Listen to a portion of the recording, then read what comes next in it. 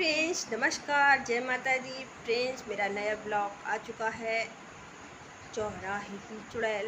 मैंने उसमें खूब सारा भूतिया रोल किया है और बहुत सारी कॉमेडी की है और आपको हंसाने एंजॉय करने की पूरी कोशिश की है। और फ्रेंड्स, मेरा गला बैठ गले की आवाज़ भी कुछ अजीब सी हो गई क्योंकि मैंने आवाज़ बदल बदल के बोल लिया है।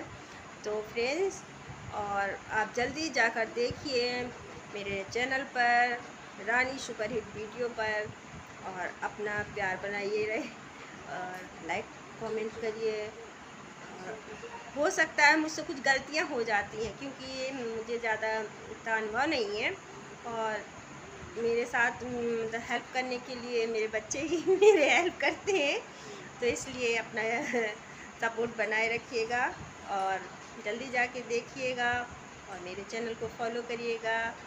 फिर मिलेंगे नेक्स्ट वीडियो में। बाय बाय, जय माता दी।